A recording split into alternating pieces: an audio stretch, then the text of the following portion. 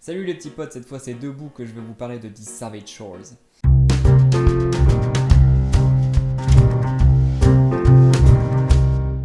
These Savage Shores. Si quelqu'un m'avait dit qu'il connaissait ce comics avant qu'il sorte en VF, je l'aurais pas cru. Le truc sort de nulle part. Et c'est iComics qui est venu nous dénicher ça. Et ça a été un énorme carton. Le truc s'est super bien vendu. Il est actuellement en rupture et il sera bientôt réimprimé tellement ça a bien marché. C'est écrit par Ramvi et c'est dessiné par Kumar, deux gars qui étaient jusque-là assez invisibles au grand public. Je crois que Ramvi a scénarisé 2-3 tie-in et encore il était même pas scénariste principal, il était co-scénariste. Et pareil pour Kumar, ça doit être un peu pareil, fait quelques petits trucs. Et là ces deux gars se sont mis ensemble et nous ont pondu ça. Donc ouais, le truc a super bien marché en France, on continue encore d'en parler aujourd'hui alors que c'est sorti en août 2020. Alors pourquoi ce comics a si bien marché, pourquoi tout le monde en parle tellement bien, on va essayer de le découvrir. En commençant par parler du pitch. Donc These Savage Shores, c'est une histoire de vampires et de c'est dur à dire. Colonialisation. Ça se passe dans les années 1700, si je dis pas de bêtises, 1764, un truc comme ça. Et l'histoire commence avec un jeune vampire donc, qui vient de Londres et qui a été contraint de fuir son pays parce qu'il a fait de la merde. Et il se retrouve à arriver en Inde, dans la contrée de Calicut. Et cette contrée, elle est actuellement en tension avec la Compagnie des Indes. Donc la Compagnie des Indes, si tu sais pas exactement ce que c'est en gros l'organisation européenne coloniale qui essaye de faire du profit sur les colonies un peu partout dans le monde. Et là, en l'occurrence, on parle notamment de l'Angleterre. Mais je t'invite évidemment à faire quelques recherches parce que j'ai survolé le truc et c'est beaucoup plus précis que ça. Donc voilà, donc ça c'est le pitch de base, mais il s'avère que en fait, le comics il va nous réserver un peu plus de surprises que ça et on va voir qu'il est quand même plus profond que ce qu'on peut en lire au dos. Donc ce comics il est écrit beaucoup sous forme de lettres. C'est un procédé narratif qu'on n'utilise pas énormément dans les comics. Et ce procédé, il a plusieurs effets. Déjà, il permet d'en connaître plus sur les personnages qui écrivent les lettres, sur les relations entre celui qui écrit la lettre et celui qui est censé la recevoir.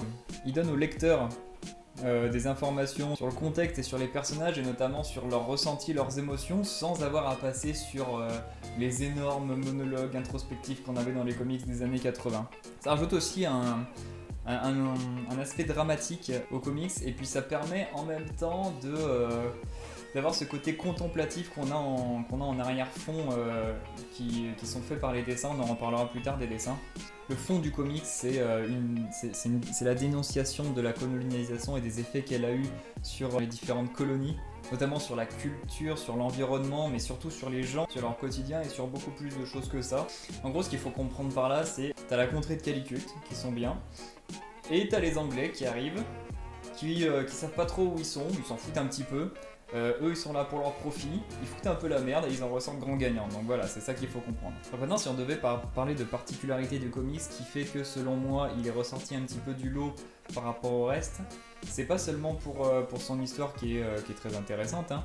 C'est surtout parce qu'il a quelques surprises.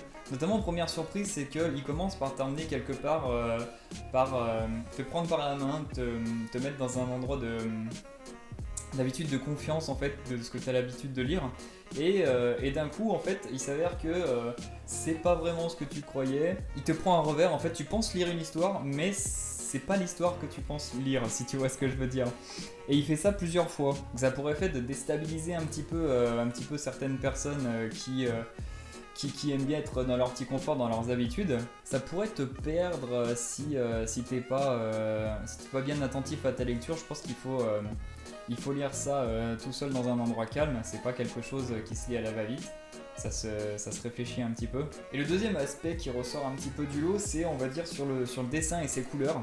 Donc on a deux aspects dans le dessin, on a le principal aspect on va dire qui est assez contemplatif, assez poétique, très posé, et de temps en temps on a une bascule qui est brutale, donc sur la violence, qui est très visuelle, très violente justement, et le tout ça te donne une ambiance très immersive, et ça donne un dessin qui pourrait limite te raconter l'histoire sans avoir de bulle ou de casse explicative à côté. Donc voilà, depuis tout à l'heure on parle de colonialisation et d'anglais et d'hindous, mais c'est vrai qu'on avait dit que c'était aussi une histoire de vampires.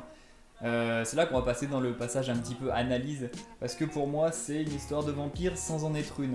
On va dire que moi je l'ai vécu comme ça. Le vampire pour moi c'est une image en fait, c'est plus un prisme. Alors attention, on va rentrer dans une zone spoiler. Je vais mettre un petit machin, un gros machin d'ailleurs. Tu pourras avancer jusqu'à ne plus avoir ce machin spoiler. Donc allez, c'est parti pour la zone spoiler. Donc ouais, pour moi le vampire c'est un prisme. En fait t'as deux camps, donc t'as les hindous et puis t'as les anglais. Le vampire hindou et le vampire anglais c'est pas le même. T'as le vampire hindou qui va représenter donc le mystère, le fait qu'on on connaisse rien de cet endroit-là, et la sauvagerie et les dangers des choses auxquelles on s'attaque et qu'on connaît pas en fait. Et puis de l'autre côté, t'as les Anglais.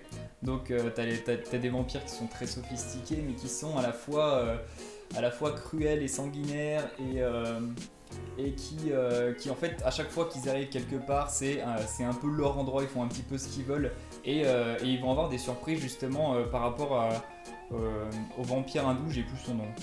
On va rentrer un petit peu plus en détail là-dessus. Donc ça y est, j'ai retrouvé le nom en lisant mes notes. C'est Bishan, c'est le vampire hindou. Lui, on connaît rien de lui, que ce soit qu'on soit lecteur ou qu'on soit anglais, on va dire. Il représente parfaitement ce que je disais, parce que on voit qu'à chaque fois qu'il rentre en conflit avec qui que ce soit, il le prend par surprise par rapport à ses capacités. Donc ça montre bien que c'est quelqu'un qui représente justement l'inconnu, et c'est un petit peu un parallèle avec le fait que s'attaquer à quelque chose qu'on ne connaît pas, ça peut être dangereux. Après, de l'autre côté, on a les deux vampires principaux anglais, on va dire.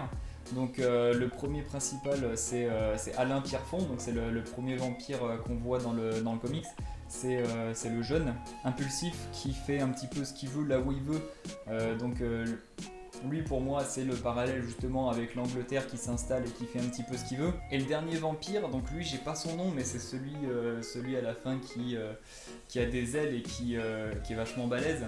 C'est celui qui se retrouve dans le combat final face à Bishan. Ouais, j'ai vu son nom, je le retrouverai pas lui. Lui, par contre, il représente la vanité. C'est un autre côté de l'Angleterre, donc ouais, c'est plutôt la vanité, la cruauté, et encore une fois on retrouve ce côté je m'attaque à quelque chose que je connais pas, mais je m'en fous parce que je me sens supérieur, tu vois. Donc là ça va être la fin de la zone spoiler, on en a fini avec ça, et on va finir par mon avis personnel. Donc moi j'ai eu un peu de mal à rentrer dedans parce que je suis pas trop histoire de vampire. Et j'avais déjà été un peu déçu par American Vampire, je crois que c'est ça, ouais. Et il s'avère que en fait le principal plaisir que j'ai pris là-dedans, c'est un peu dans l'analyse que je vous ai fait à la fin. C'est que si on creuse un petit peu, on trouve des choses quand même vachement intéressantes, et c'est ça qui m'a pris dedans au final. Donc voilà, This Savager pour moi c'est une recommandation. Déjà la couverture est magnifique. Je crois que c'est pour ça que je l'avais acheté à la base, c'est parce que vraiment la couverture était magnifique et puis qu'on en disait beaucoup de bien. Donc oui, je le recommande parce qu'il est quand même vachement intéressant à lire. J'en garde un bon souvenir globalement, et je pense que je m'en souviendrai pendant un petit moment, mais il sera pas dans mes comics préférés, quoi. Voilà, bisous.